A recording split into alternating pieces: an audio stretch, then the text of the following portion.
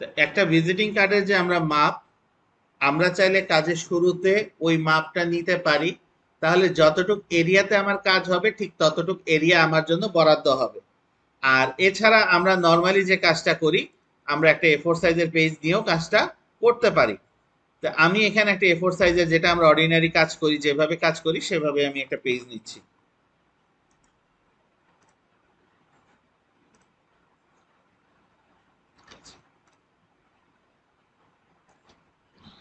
আমি একটা rectangular box নিব, যে বক্সের মাপ হবে 3.75, 2.25।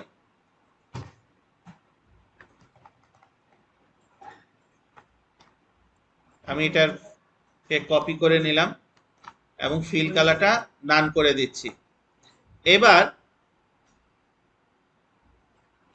আমি এর ভেতরে অবজেক্ট, অবজেক্ট থেকে পাথ, পাথ থেকে অফসেট পাথ,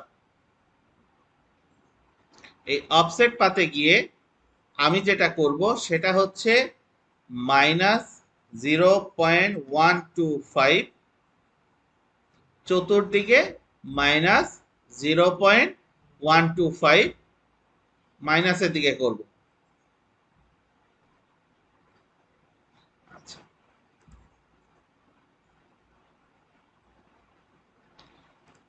এবং আমার এই মূল ফ্রেমের বাহিরে আমি আবার অবজেক্ট, অবজেক্ট থেকে পাথ, পাথ থেকে অফসেট পাথ, এইবার আমি মাইনাস না দিয়ে শুধু 0.125 করব।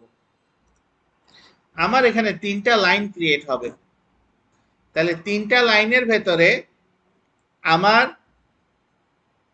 প্রথম যে লাইন, সেটা হচ্ছে আমার ব্লিড এরিয়া। মাঝের যে লাইন, এটা হচ্ছে আমার ট্রিম এরিয়া। এবং এই ভেতরে যে লাইন, এটা হচ্ছে আমার সেফ জোন। এখন আমি এই তিনটাকে সিলেক্ট করে নর্মালি আমি রাইট বাটনে ক্লিক করে মেক গাইডস, মেক গাইডস, অথবা আমার যদি কিবোর্ড শর্টকাট জানা থাকে তাহলে শুধুমাত্র 5 প্রেস করব, আমি কিবোর্ড থেকে 5 প্রেস করে গাইড করে দেব। তা আমি এটাকে গাইড বানিয়ে দিলাম।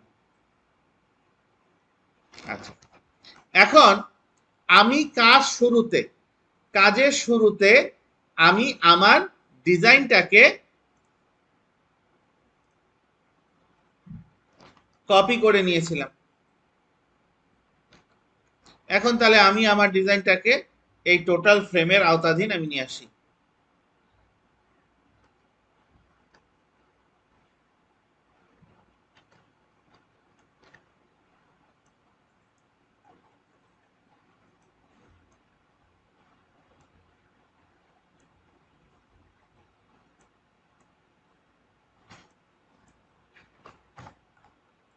আমি একটা ব্যাকগ্রাউন্ড নিলাম। এখন আমার এই ব্যাকগ্রাউন্ডের ভেতরে যে আমার ডিজাইনের এরিয়াটা থাকবে বা আমার ডিজাইনের যে ম্যাটেরিয়ালটা থাকবে সেটা নিয়ে আমি কাজ করব। তো এটা হচ্ছে আমার একটা ফ্রেম। এখন আমি এই ফ্রেমের ভেতরে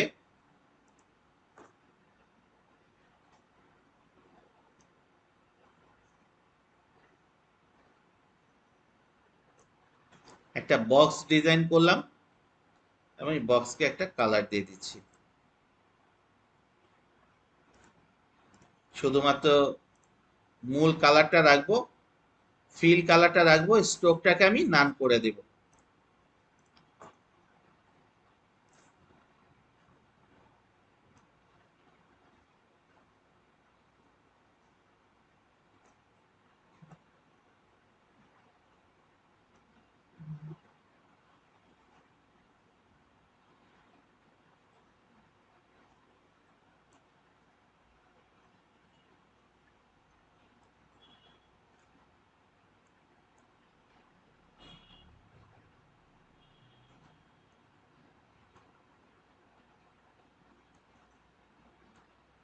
এটাকে আমি একটা কালার দিলাম।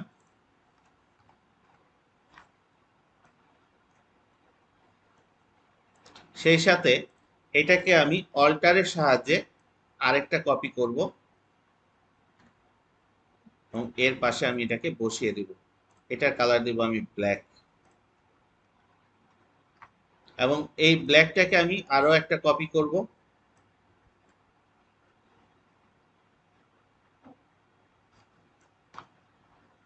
এর এরিয়াটা আমি লাস্ট পর্যন্ত দিয়ে দিব। তাহলে আমার এখানে একটা ব্ল্যাক এর পার্ট দুইটা, হালকা গ্রে এবং হোয়াইট এরিয়া, একটা ব্লু লাইন, এই কয়েকটা আমার ম্যাটেরিয়ালের পার্ট। এখন এদেরকে নিয়ে আমি কাজ করব। এখানে যে আমার ব্লু লাইনটা ক্রিয়েট হয়েছে, আমি চাইলে এটাকেও নিয়ে কাজ করতে পারি, অথবা আমি এখান থেকে একটা বক্স নিয়েও কাজ করতে পারি। তা আমি এখান থেকে একটা বক্স নিলাম এবং এই বক্সের কালারও আমি ব্লু দেব, দিছি। আচ্ছা, আমার ডিজাইন করার স্বার্থে, আমার ডিজাইন করার সুবিধার্থে আমি এই জায়গাগুলোকে একটু কষ্ট করে Ctrl+2 প্রেস করে লক করে দিব। Ctrl+2 প্রেস করে লক করে দিব। এখন আমি এই অবজেক্টটাকে, নতুন যে ছোট্ট অবজেক্টটাকে নিছি, এই অবজেক্টটাকে হালকা একটু লাইট বা ডিপ কালার, হালকা, এই অবজেক্টটাকে আমি এই পয়েন্ট ডিরেক্ট সিলেকশন টুলের সাহায্যে এই পয়েন্টটাকে ধরে যদি আমি উপরের দিকে লঞ্চ করি, এখন এটা কতটুকু লঞ্চ করলাম, কতটুকু নিয়ে গেলাম, এটা নিয়ে একটা মেন্টালি আমার প্রেশার থাকবে, কারণ এই নিচেরটা আমার অতটুকু তুলে নিতে হবে। এর জন্য আমরা যেটা করব সেটা হচ্ছে, এটা করার বেলায় ডিরেক্ট সিলেকশন টুল নিয়ে এই মাথাটাকে এইভাবে সুন্দর করে সিলেক্ট করে নেব। করছি। এইবার আমার আপ অ্যারো,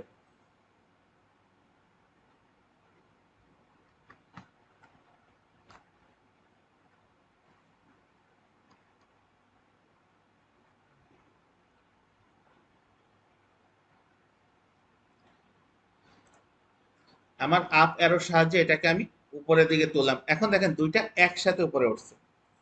আচ্ছা, এইবার এই পয়েন্টারটাকে সিলেক্ট করে copy, paste in font, Ctrl+F করে রাইট বাটনে ক্লিক, ট্রান্সফর্ম, রিফ্লেক্ট, যে অবস্থায় আছে জাস্ট ওকে। এখন এটাকে এখান থেকে ধরে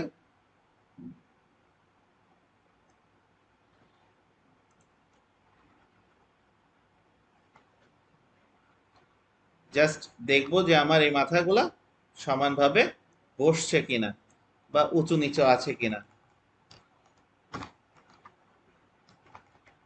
না, আমার এখানে উঁচু নিচু নাই, সুন্দরভাবে বসে গেছে। এবার এই যে ডিজাইনটা আছে এটাকে অল্টার প্রেস করে সিলেক্ট করব, সিলেক্ট করে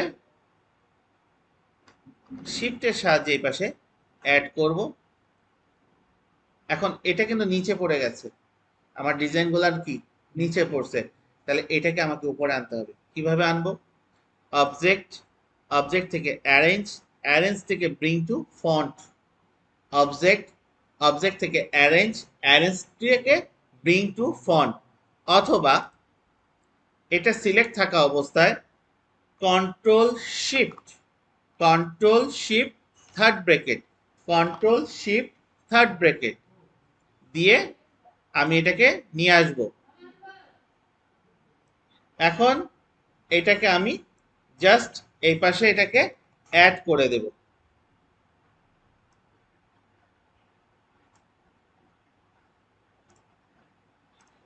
যাতে এই স্পেসটা ফাঁকা না থাকে।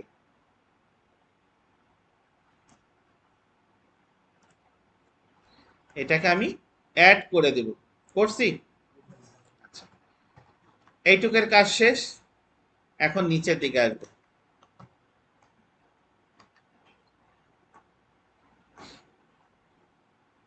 নিচের দিকে এসে আমি পেন টুলের সাহায্য নিব।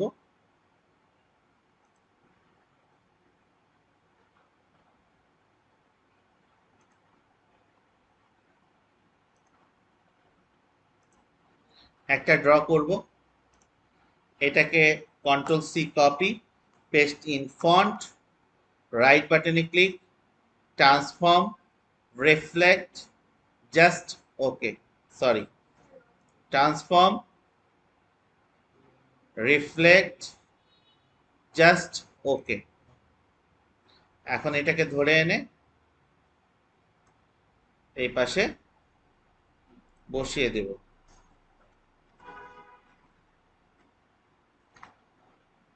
এখন সম্পূর্ণ সিলেক্ট করে আমি এখান থেকে আনলক করে দেব। আনলক করব কিভাবে? Control alter 2।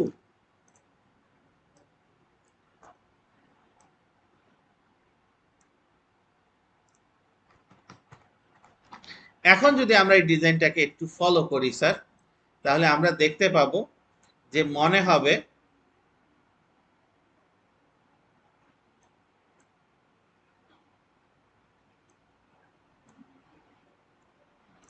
আমার কাগজটা এখান থেকে এসে মাঝখানে একটা ভাঁজ দিয়ে আবার এখান থেকে তুলে এই পাশে দেয়া হয়েছে, একটা ভাঁজ তৈরি হয়েছে স্যার এখানে।